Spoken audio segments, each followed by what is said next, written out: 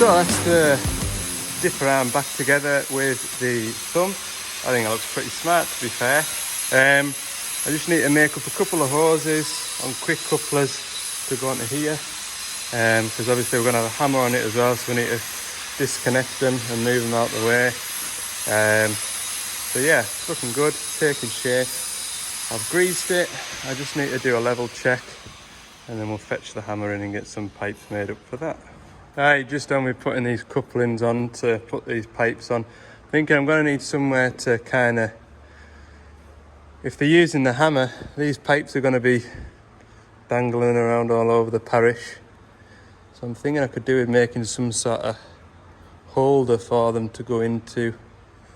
Not sure yet, but I'll have a look once I've got it all plumbed in. But just took the blanking plate, or the blanking caps off the end of the hammer lines here, and I've given myself a shower of blooming oil. It went, see by the floor, it went everywhere, like less than ideal. So I want these to be as neat as possible. I don't want loads of pipe on, so I'm hoping something like that is going to be enough. Got to remember that when this thumb comes down, this valve will move out to about there and back again.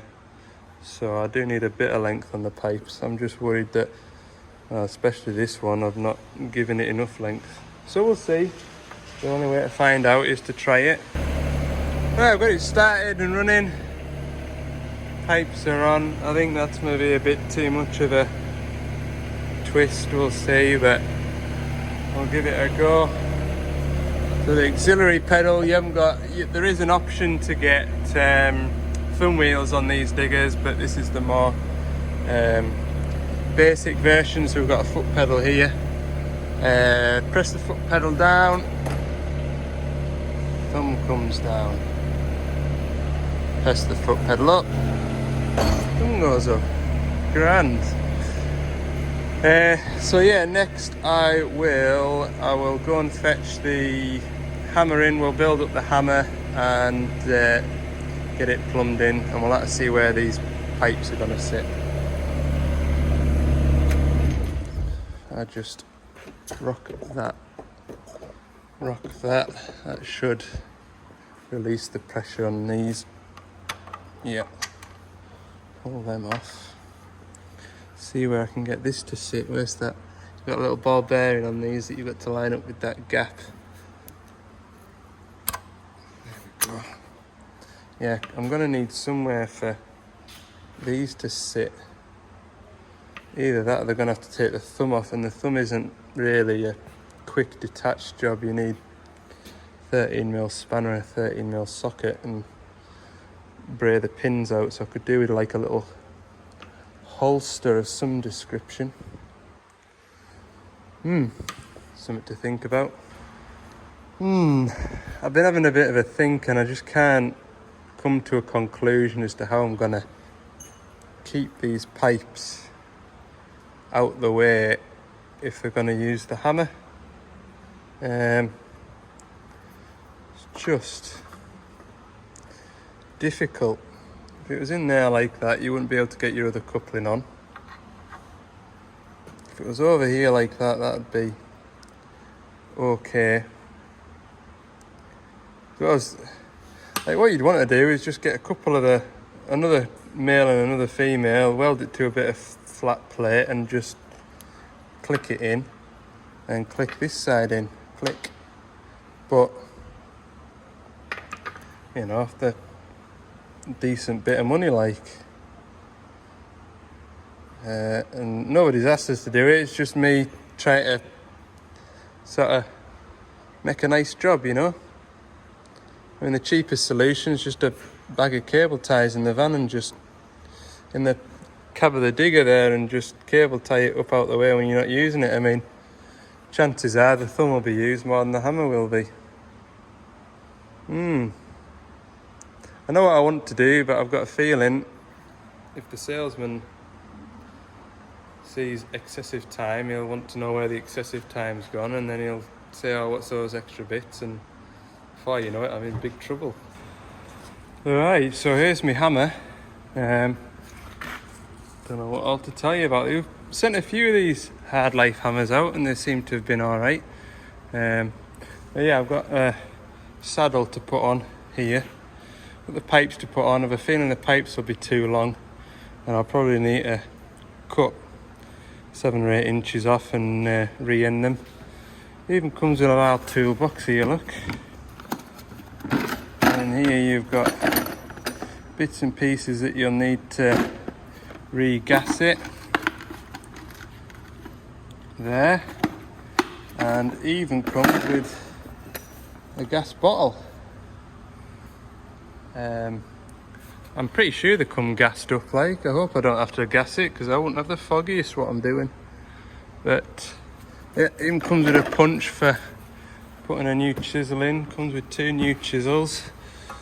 Put that in there and bray that roll pin out, and we can get that locking pin out. Put a new chisel in for them, and then bray that roll pin back in. So yeah, that's what's to do. Put the saddle on it first. So on the hammer you've got in and out. Obviously in's your pressure in, out is the return. How do you know which one it is on the machine? If you look at these ferrules here, that one compared to that one's a lot narrower than that one. So that would be your return usually, and that would be your pressure. So that's how I'll pipe it up. I'll put a female on the pressure and a male on the return, and then you can't get them swapped the wrong way around. And then when you operate the hammer in the cab, you'll press this one down and that'll set the hammer off. No, you won't, sorry, you'll push it forward, dug, dug, dug, dug, dug, like that. Because you see the sticker shows a hammer on it there. You press it towards the hammer, dug, dug, dug, dug. Well, that's it on. Those pipes aren't too bad. When you curl the hammer all the way out the way like that, there's not too much wrong with it, so I'll leave those pipe lengths at that. I'll just give it a go. I'll shove it into that pallet there and we'll fire it off and make sure it fires. Right, it's a good log splitter. So that's this DX19 done. I've given it a rinse off, it's had a grease, levels checked. There's the hammer and the selection of buckets going with it. Tried all the buckets on, they all fit. That's us done. Looks okay to me. I'm happy anyway. So, right, I'm gonna get some jobs organised for tomorrow. Morning, it's Wednesday and I'm back over in the northeast. Yesterday afternoon, that short bit of wiring loom turned up, and as I had no better to do, I give the fella a phone. He's got the machine to the roadside, so we don't have that 15-minute walk in each direction to go and have a look at it. So yeah, I'll hopefully put this bit of wiring loom in. It's coming like that micro hinge thing, and with a bit of luck we'll get it sorted and we'll have it locking and unlocking off the key fob. So I'm just pulling into the woods now and we'll have a go at it. So this will be interesting. Inside this hinge here is what they call a micro, what do they call it? Where's my box? Ring slip micro. Sounds painful, doesn't it? And it's not what I expected. I thought I'd get that orange bit on the bottom there. But I don't. This is what it looks like. You can see. You can't. I'll pull it out the box. Hang on. So this is what you get. You get the 2 Deutsch plugs. Obviously the Deutsch plug pins are numbered 1 to 6 and the wiring is numbered 1 to 6. And it goes through this micro slip ring. So I'll have to try and work out how to get the old one out and the new one in. But it's just typical. I've had my sunglasses on coming over here. There was a little shower of rain. Sure enough, I've turned up here and the rain's caught up with us. Which isn't ideal when you're working on somebody's cab door. The plumbing inside of the cab might get wet. Certainly the inside of this van's getting wet. and I'll probably get wet, but it doesn't look like it's just going to blow over in any time soon. I've taken the executive decision just to let the worst of the rain blow over, because that is heavy. There was a comment on Monday's video why we didn't just fit the Bobcat thumb. See the brackets that are cut off on that machine, you can get from the manufacturer a thumb that would suit. So the thumb will go through the brackets that are cut off, and then you get a longer bucket pin, and the thumb would attach to that through the quick hitch, which it would have been ideal, but I just fit what the salesman orders, and it is what it is. I mean, that would have been half hour to fit, 15 minutes to make a couple of pipes, and it'd have been a sort of plug and play job. But whether that is more expensive than the thumb that I fitted, I don't know. It probably works out the same or similar by the time I've spent a morning cutting off the lugs, grinding out paint back, putting the thumb on and welding it on and painting it. Don't know, maybe it's availability. But anyway, that's what the crack is there. And also there was a question asking before I start welding on a machine, what do I do? And in that scenario, I just take the battery positive lead off the battery, just so any high voltage doesn't damage any electric components. On other machines it's a good idea to try and disconnect ECUs and things like that, but that was quite a sort of simple machine. So can you hear that rain? Typical, isn't it? Right, we're making progress. I've got the cover off the hinge, which is just siliconed on. Taking these bolts out, so I'm hoping that the hinge up there will hold the door square. We'll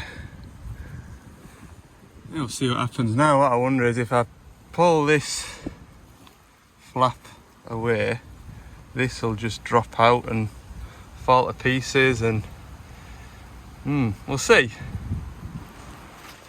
Hey, this isn't just a 5-minute job either. So I've taken the hinge off, because there's this circlip which holds that bearing in, and then it holds this sort of rubber seal in. No, the bearing's on, and then the circlip, and then that rubber seal pushes up and in. But this whole body here is full of silicon. So anyway, I've got it shifted because I've popped the bearing out, but there's more to this than meets the eye. The rain's kind of when the cab doors open, the cab's staying dry, but it's filling my van up with water. And I know folk have commented in the past about putting like an awning on the side of the van, but in this rain, in this wind, sorry, it'll just blow away, it'll get filthy. And so yeah, we'll just make do, keep me boiler suits up here nice and dry. Right, I'll try and fathom this now. I've had to shut the door because it's just making a right mess inside here, but I've got my work light on. On inspection of this bit of harness here, I've got the rotary doodah pulled out, but you can see how small the wires are to it. Where it goes into the door, it goes round a sharp bend. See, that's how it sort of naturally wants to lie. But if I open that, you can well imagine that those tiny little wires, was it the red and green wire? It's probably broken in there. There is also a bit on here. Where did I spot it? Look, there. See, the conduit's damaged as well. So we'll definitely have to take care when routing this wiring in. Right, I'll get my old one untangled, or my new one, sorry, untangled to make sure we get this the right way around. I've got the new micro spinnery doodah installed into the old hinge, so that's working nicely. I've got to try and feed that rubber into there now, and what I'll do first is, as the old one was packed full of silicone, I shall do the same with this one. I've got it built up and sealed with silicone, as you can see, but I don't want to let go of this until I've fitted it to the machine, because it naturally wants to, the rubber naturally wants to fall away from it. So I'll do this next bit and come back to you. Hopefully I don't need an extra pair of hands to try and feed a wire through. Should manage it with one hand, hopefully. Right, I've got it on. It was a bit of a fiddle trying to hang the hinge whilst trying to feed 5 wires through this little hole. So I had to try and feed the wires through there whilst holding the hinge because it had all silicone on. Bit of a fiddle, I'm not gonna lie, but one way or another I managed it, and look, the door still shuts on the latch, look. Ready? Doesn't even... That is just amazing. I've just realised I've got silicone on the door. Whoops. These tinted windows, look, I better grab a rag and tidy that up. Is it gonna come off? It's coming off. Good job the door was wet.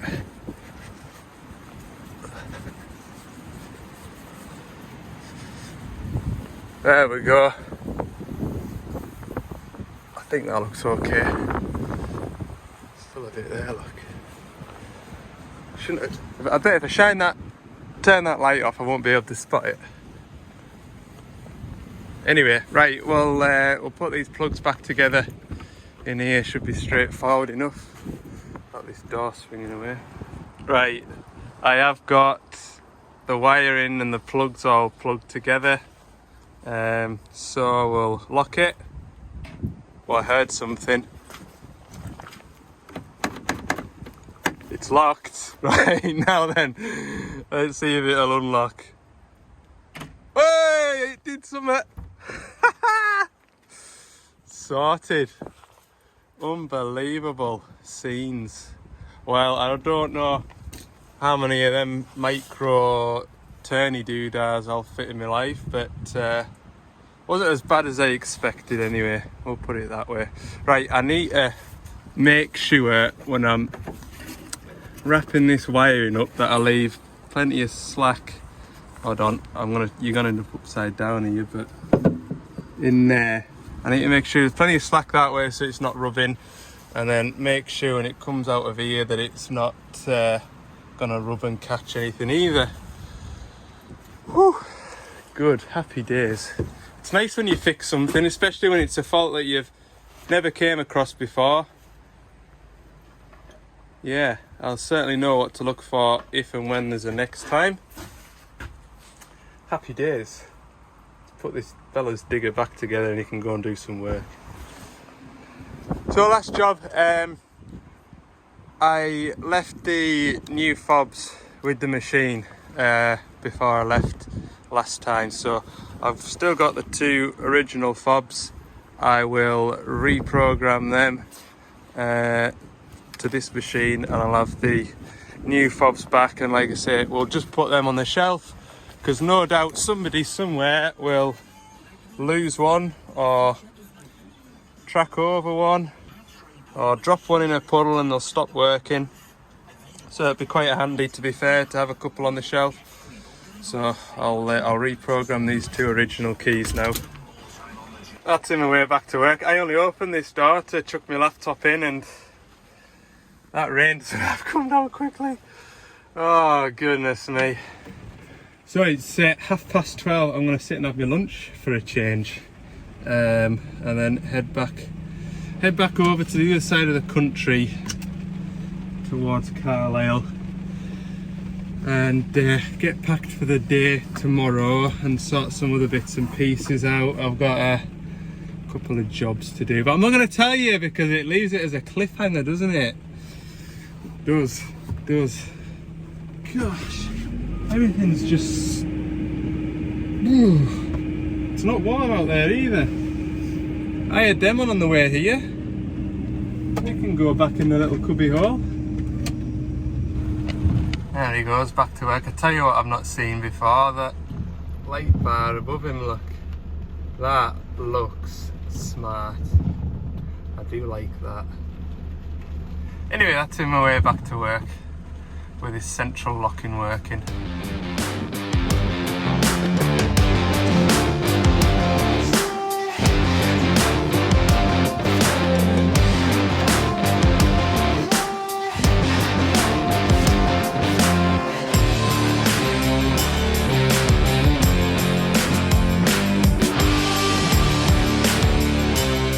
Oh, it's all mucky inside, look. Remember before Christmas I had this all washed out. Anyway, back at the yard and I am loading up for tomorrow, so I'm sure you can guess what we're on with, but there's a couple more boxes to go in yet. Anyway, we'll round the video up there because other than loading up and doing a bit of paperwork, there's not much else to see, I don't think. So we'll leave it at that for today. If you've enjoyed the video, please give it a like and keep subscribing too. It'd be excellent if you did. Thanks again, and we'll see you tomorrow for another Ali's Digger Diary.